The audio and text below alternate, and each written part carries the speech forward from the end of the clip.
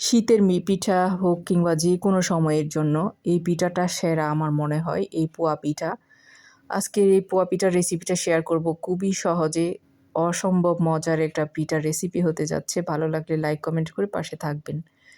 প্রথমে আমি নিয়ে নিচ্ছি এখানে চালের গুঁড়া, নতুন চালের গুঁড়া, শুকনো চালের গুঁড়া। যে কোনো চালের গুঁড়া দিয়ে হবে, ভিজা চালের গুঁড়া হলেও সমস্যা নেই। বাসায় ঘরের চালের গুঁড়া, এটা একেবারে মেশিনে গুঁড়া করানো। এখানে হুবহু একই কাপে আরেক কাপ দিয়েছি ময়দা। মাপটা কিন্তু একই রকম হতে হবে, এক কাপ করে। তারপর দিয়ে দিচ্ছি আমি এখানে লবণ। আপনারা চাইলে আটা দিয়েও করতে পারেন ময়দা না থাকলে। লবণটা স্বাদ মতো দিতে হবে। এখন পাটালি গুড় দিয়ে দিচ্ছি। এটা আমি চুলার উপর পানি দিয়ে একটু জাল করে নিয়েছিলাম। অল্প একটু পানি দিয়ে ১ কাপ পাটালি গুড় এখানে দিয়েছি আমি। একটু মিষ্টিটা ভালো হবে, তাহলে খেতে আরও বেশি মজার হবে। একটু পানি দিয়ে এটা গলিয়ে নিয়েছি আর কি। তারপর এখন হাতে খুব ভালো করে এটা কুচলে নিব। হাতে যদি ভালো করে মাখানো হয় তাহলে পিঠাটা কিন্তু খুব সুন্দর হয়। আর এই পিঠাটা যত বেশি একটু মেখে রেস্টে রাখবেন তত বেশি ভালো হবে। সাথে সাথে না বানালেই ভালো। মিনিমাম আধা ঘন্টা অন্তত রেস্টে রাখতে পারলে ভালো। তবে আমি আজকে সাথে সাথে বানিয়ে ফেলবো। এখানে আমি গুঁড়া দুধ দিয়েছি প্রায় ২ টেবিল চামচের মতো। এটা স্বাদের জন্য দিয়েছি।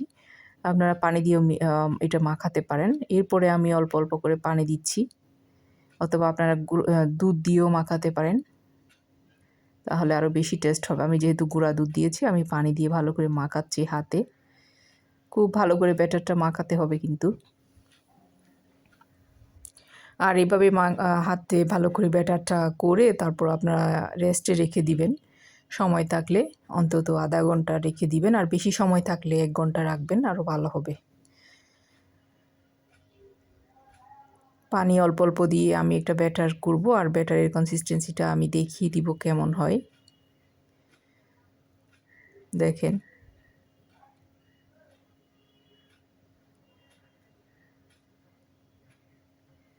এখন আমি চুলার উপরে একটা কড়াইতে অলরেডি তেল বসিয়ে দিয়েছি। তেলটা গরম হয়ে গিয়েছে।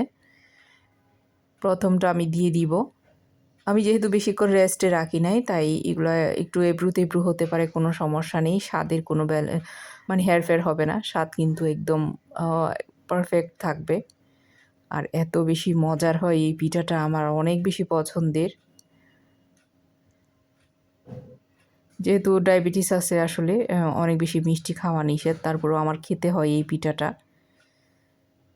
প্রথম পিঠাটাই যে দেখেন, কোনো সমস্যা নেই। এভাবে করে বানিয়ে নেবেন। যখন একটু আমি বলেছিলাম যে রেস্টে রাখলে কিন্তু পিঠাটা আরও বেশি সুন্দর হয়। আর খুব তাড়াহুড়া করে আমি বানিয়ে ফেলতেছিলাম আর কি।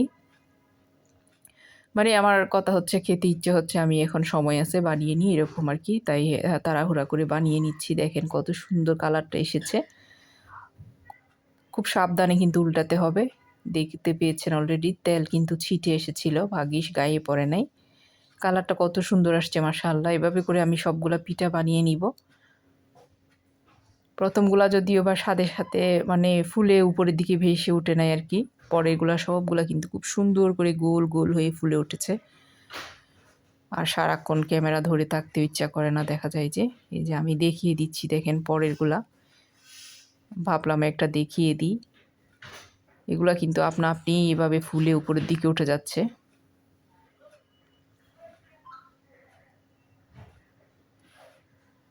কালারটা এত সুন্দর হয় মাশাআল্লাহ, আর খেতে যে কী পরিমাণের মজার হয়।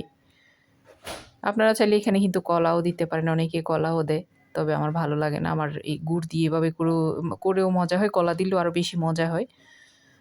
আমার কাছে কলা ছিল, তারপরেও দেওয়া হয়নি আর কি। যেহেতু গুড় আছে, গুড় দিয়ে বানালে এটা বেশি টেস্ট হয়। চিনি দিয়েও বানাতে পারেন গুড় যদি না থাকে। দেখেন কি সুন্দর করে গোল গোল করে হয়ে যাচ্ছে। সবগুলো পিঠা কিন্তু আমার এরকম গোল গোল হয়ে গিয়েছে। এখন আমি সবগুলো নামিয়ে এই যে পরিবেশন করে নিলাম। রেসিপি ভালো লাগলে লাইক কমেন্ট করবেন। দেখেন কত সুন্দর হয়েছে, মানে গোল গোল চারিপাশে মনে হচ্ছে যেন এঁকে দিয়েছি, এরকম একটা চকলেট কালার কিংবা ব্রাউন কালার হয়েছে। আর মাঝখানে দেখেন কি সুন্দর একটা কালার এসেছে। আজ এতটুকু। আসসালামু আলাইকুম সবাইকে। আল্লাহ হাফিজ, ফি আমানিল্লাহ।